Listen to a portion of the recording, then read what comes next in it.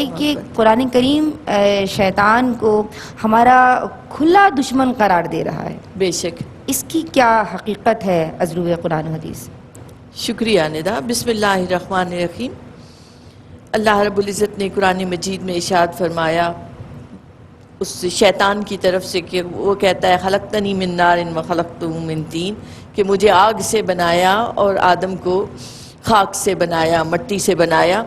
آپ دیکھیں جو اللہ رب العزت کا عظیم شاہکار انسان ہے جس کے لیے وہ فرما رہا ہے وَلَقَدْ كَرَمْنَا بَنِي آدَمَ، کہیں فرمایا لَقَدْ خَلَقْنَا الْإِنسَانَ فِي أَحْسَنِ تَقْوِيمٍ.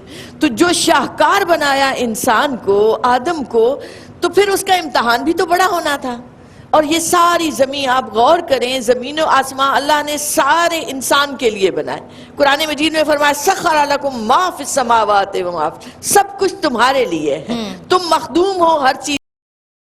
تو جب منصب بڑا ہے تو پھر اس کی جانچ پرکھ بھی تو اتنی بڑی ہونی تھی، ذمہ داریاں بھی ہوں گی، ذمہ داریاں بھی بڑی ہونی تھی. تو اسے دنیا میں بھیجا گیا اور شیطان اس کے تعاقب میں لگا ہوا ہے کہ اب کون ہے جو اپنے خالق و مالک کو پہچان کر اس کی طرف جاتا ہے.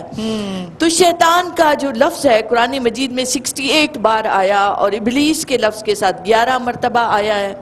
آپ دیکھیں تو ہم کوئی بھی نیک کام کریں، خصوصی طور پر قرآن مجید کی تلاوت جب شروع کرتے ہیں تو ہم پہلے کہتے ہیں اعوذ باللہ من الشیطان الرجیم، کہ وہ شیطان مردود جو اللہ کی بارگاہ سے راندا گیا، سرکش ہوا، دور ہوا، رحمت الہیہ سے دور ہوا.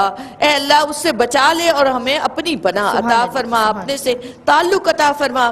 تو شیطان کا جو لفظ ہے اس کے علماء کرام کہتے ہیں کہ یہ دو اس کے مادے ملتے ہیں. ایک شاطنہ ہے جس سے مراد ہے کہ دور ہوا رحمت الہی سے چونکہ یہ دور ہو گیا، اور دوسرا لفظ شاطا سے کہ جس کا مطلب ہے جلنا، یہ غصے میں جلتا ہے، حسد میں جلتا ہے، تکبر کی آگ میں یہ جلتا رہتا ہے، اس لیے اس کا مادہ شاطا سے ہے، اس سے شیطان بنا. اس کا اطلاق 3 طرح پر ہوتا ہے. ایک پہلا اطلاق اس کا ابلیس اور اس کی ذریت پر ہوتا ہے کہ جب آدم علیہ السلام کو تخلیق کیا گیا اور حکم ہوا اللہ رب العزت کی طرف سے کہ سجدہ کرو، تو ابلیس نے انکار کیا. قرآن مجید میں 2-3 صورتوں میں اس پورے واقعے کا ذکر ملتا ہے. فَسَجَدُوا إِلَّا إِبْلِيسَ أَبَىٰ وَاسْتَكْبَرَ وَكَانَ مِنَ الْكَافِرِينَ، کہ سب سجدہ ریز ہو گئے الا ابلیس، سوائے ابلیس کے. وجہ یہ تھی کہ وہ آدم علیہ السلام کی اس شرف و عظمت پر خود حسد کی اور اس غصے کی آگ میں جلنے لگ گیا کہ یہ تو میرا اعزاز تھا.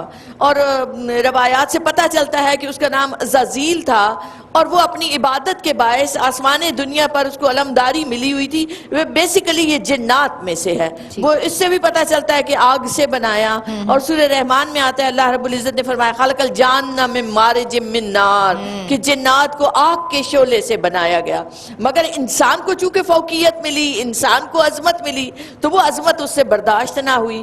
دوسرا اطلاق اس کا کیا جاتا ہے جو شیطان نما افراد ہیں، شیطانی کاموں میں اتنے ہو جاتے ہیں کہ خود شیطان بن جاتے ہیں، جس کا ذکر قرآن مجید میں آتا ہے وَإِذَا خَلَوْا إِلَىٰ شَيَاطِينِهِمْ قَالُوا إِنَّا مَعَكُمْ إِنَّمَا نَحْنُ مُسْتَهْزِئُونَ، کہ جب وہ شیاطین سے ملتے ہیں، شیاطین قسم کے افراد سے، تو پھر وہ کہتے ہیں ہم تمہارے ساتھ ہیں. یہ کفار کی بات ہو رہی ہے، ہم تو مسلمانوں کا مذاق اڑاتے ہیں. در حقیقت ان کا تو اللہ مذاق اڑاتا ہے کہ وہ تو ہے ہی اس قابل کہ ان کا استہزاء کیا جائے. پھر اس کے بعد تیسرا اطلاق، جب انسان کا جو باڈی میں نفس موجود ہے، وہ شیطان اس کی وزارت کے کام کرتا ہے، اس کو آ کے وسوسے ڈالتا ہے. تو جس انسان کا نفس خواہشات نفسانی میں اتنا بہک جائے کہ وہ خود بھی رذائل اخلاق کا شکار ہو جائے اور دور ہو جائے اللہ کی رحمت سے، تو شیطان کا اطلاق اس پر بھی کیا جاتا ہے.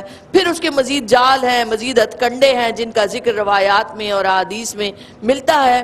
جیسے کہ آپ نے بھی کہا قرآن مجید میں آتا ہے وَلَا تَتَّبِعُوا خُطُوَاتِ الشَّيْطَانِ، شیطان کے پیچھے مت چلو، اس کی پیروی مت کرو. اور فرمایا کہ اِنَّهُ لَكُمْ عَدُوٌّ مُّبِينٌ، کھلا دشمن ہے تمہارا.